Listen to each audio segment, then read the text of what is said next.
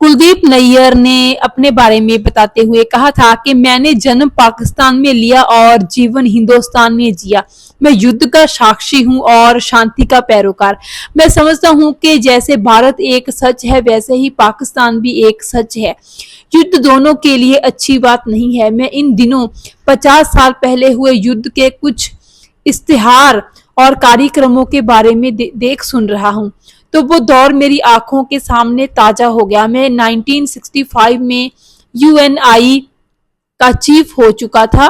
Cease fire और Tashkent समझौता मेरे सामने ही हुआ। 23 सितंबर 1965 को युद्ध विराम हुआ और दोनों देश चुप हो गए। जमीन के साथ साथ आसमान के सीने में भी इस बार के किस्से दर्ज हैं। इनमें से एक किस्सा है किलर ब्रदर्स का। इन्होंने छोटे से नेट विमान के साथ पाकिस्तान के बड़े फाइटर जेट्स पर मार गिराए थे। ये दोनों भाई वीर चक्र से नवाजे गए थे। जनवरी 11, 1966 में ताशकंद में पाकिस्तानी प्रेसिडेंट जनरल अयूब खान और भारतीय प्रधानमंत्री लाल बहादुर शास्त्री के बीच समझौता हुआ।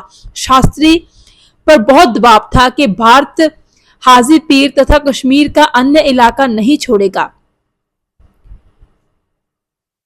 और लेकिन रूसी प्रधानमंत्री अलेक्जेंडर कोसिगिन ने कहा कि दोनों देशों को युद्ध से पहले ही की स्थिति पर लौटना होगा और हाजी पीर का इलाका फ्रूट ऑफ अग्रेशन यानी जीता हुआ है तो इसे लौटाना ही होगा। शास्त्री पर एक तरफ देश का दबाव था तो दूसरी तरफ रूस का। खबर यह थी कि रूसी प्रधानमंत्री सिक्योरिटी काउंसिल में इस मुद्दे पर वीटो करने की बात कर रहे थे। शास्त्री ने भारी मन से उनकी बात मानते हुए समझौते पर दस्तखत कर दिए। अगले ही दिन हार्ट अटैक से उनका देहांत हो गया, जिस पर बाद में विवाद रहा।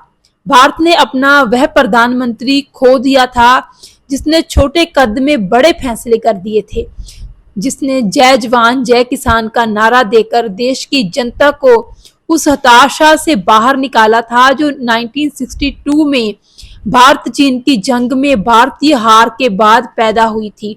शास्त्री बहुत साधारण जीवन जीते थे। अक्सर लोग उन्हें अंडर एस्टिमेट कर जाते थे, जो पाकिस्तान ने भी किया। वे विनम्र थे लेकिन इसे उनकी कमजोरी माना गया।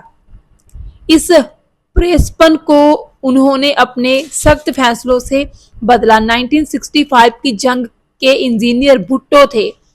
वह बात बाद में जाकर स्पष्ट हुई। मैं इस्लामाबाद जनरल अयूब खान का इंटरव्यू करने गया तो वह बोले, अगर जंग के बारे में बात करनी है तो भुट्टो से मिलो, वही जवाब देंगे आपकी बातों का। मैं भुट्टो से मिला और उनका इंटरव्यू किया। एक सवाल के जवाब में उन्होंने कहा, मैंने 65 की जंग से सबक सीख लिया है, ऐसी बातें दोबारा नहीं करूंगा।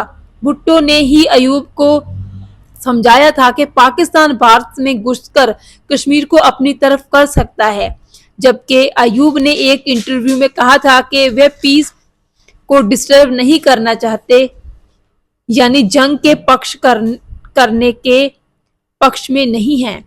भुट्टो इस तरह अपनी महत्वाकांक्षा को पूरा करके पाकिस्तानी राजनीति में अपनी जगह बनाना चाहते थे। कुलदीप नैयर भारतीय प्रधानमंत्री लाल बहादुर शास्त्री और पाकिस्तानी प्रेसिडेंट अयूब खान के बीच 11 नवंबर 1966 को यह समझौता हुआ। विवादित मुद्दों को बातचीत से हल करने का प्रयास करेंगे। 25 फरवरी तक नियंत्रण रेखा से अपनी सेनाएं हटा लेंगे। 1965 अगस्त से पहले की स्थिति में लौटेंगे। इसके बाद दोनों देशों ने अपने कब्जे वाली जगह वापस कर दी। फिर ऐसे हुआ था युद्ध का अंत। खेमकरण में मुंह की खाने के बाद पाकिस्तान थम गया। भारत ने पाकिस्तान के सियालकोट, लाहौर और कश्मीर के कुछ उपजाऊ इलाके जीत लिए थे। पाकिस्तान ने भारत के छंब और सिंध जैसे इलाकों पर कब्जा किया था। भारत फायदे में था और पाकिस्तान नुकसान में। 23 सितंबर को दोनों देशों की तोपों और बंदूकों ने आग उगलनी बंद कर दी। युद्ध का अंत संयुक्त राष्ट्र द्वारा युद्ध विराम की घोषणा के बाद हुआ और जनवरी 1966 में ताशकंद समझौता हुआ। जिसके अनुसार दोनों ने एक दूसरे के इलाके वापस लौटा दिए थे। तो ये पूरी जानकारी सुप्रसिद्ध पत्रकार कुलदीप नैयर जी ने साझी की थी।